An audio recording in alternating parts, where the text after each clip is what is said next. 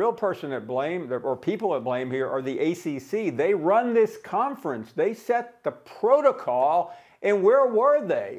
They're supposed to be involved, and I know that they were on the periphery, but it seems like the commissioner of the ACC, John Swofford, should have been on these calls and making the final determination. We don't determine whether you have a college football game because the two medical staffs are at odds. It goes up the food chain, and I have to think that Dabo is correct.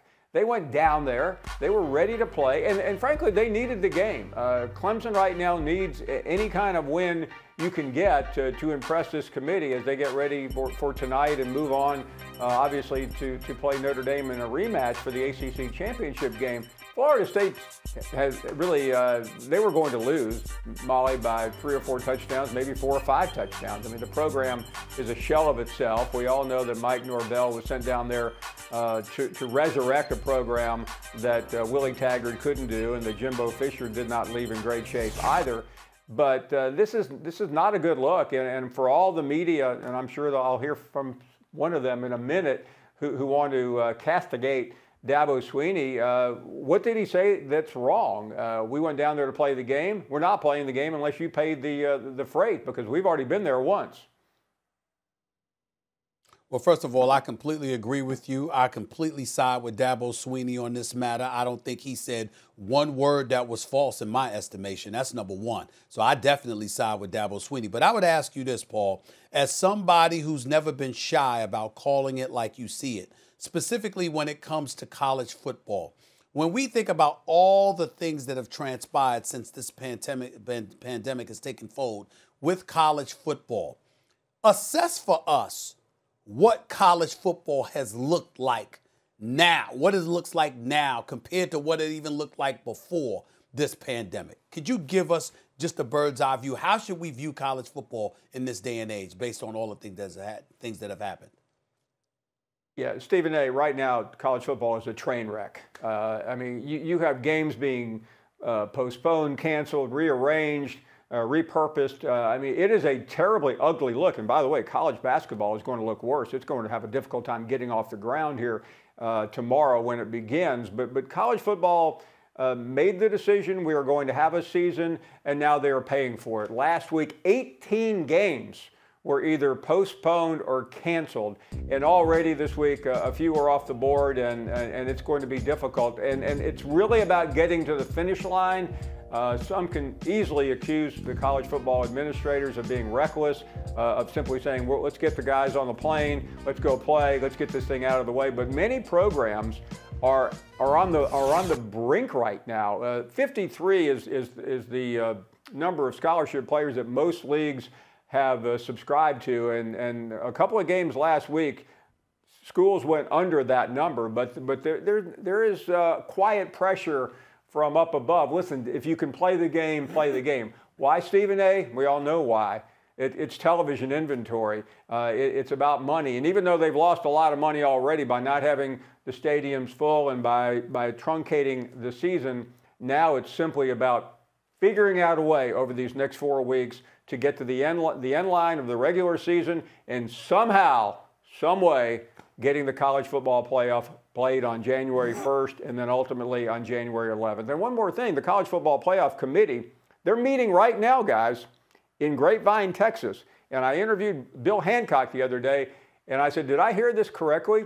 You folks, 13 members of this committee are meeting in person. He said, oh, absolutely. We feel like if the schools make the effort, we need to make the effort. You can debate this all you want, but what's happening tonight on ESPN is interesting for college football junkies, but the only poll that's going to really matter is in 4 weeks. So have at it. I don't agree with Dabo's statement. Stephen A. and I feel about this very differently, Paul. I don't understand it. What was Dabo talking about even when he talks about, like, why would they want to cancel the game?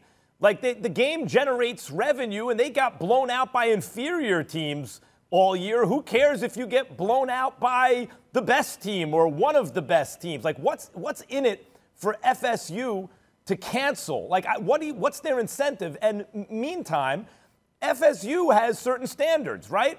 They don't want to expose their students to Dabo Swinney's team when Dabo traveled with a COVID-positive player. Even if he hadn't tested positive yet, he was showing symptoms. So I understand where that could happen. Hey, we didn't know if he had it. He was testing negative. Then eventually he tested positive. But, dude, you were the head coach who opted to travel with the kid. And now the opposing head coach, who has nothing to lose by playing your team, says, like, I don't want to expose my kids to that. And now Swinney's going off. Why is Dabo going off on him, Paul? What's the logic there? Well, listen, in terms of the motivation, I would agree. Clemson had more to gain from this game. I think Dabo went Dabo, and you guys know him fairly well. He can he wears his emotion on his sleeve, and I think he was representing his players. And I'm not going to try to get into what would have happened had they played, because we haven't seen any evidence so far this season that play on the field where transmission of the virus is going on the field. It's happening on planes, it's happening in locker rooms, and a lot of other places. So there's no easy answer to that. I mean, this is a controversy. This is a big hullabaloo for one specific reason. It's not really what Dabo said. It's not really what Mike Norvell said. It's the fact that nobody could make a decision, so you had doctors from both schools trying to ameliorate the situation, and it ended up badly for everyone. Yeah. When you needed some central authority there to make a call. Yeah, I get that point. I just don't know why Dabo. Well, remember, Boston College, score you think he showed up against Boston College with Trevor Lawrence. Trevor Lawrence had already tested positive. They showed up and played. Yep. Yeah, I know. I'm just saying, like, what? No unified body. Right. I don't get the temper tantrum, frankly. And it was postponed, not canceled. Thanks for watching ESPN on YouTube. For live streaming sports and premium content, subscribe to ESPN+.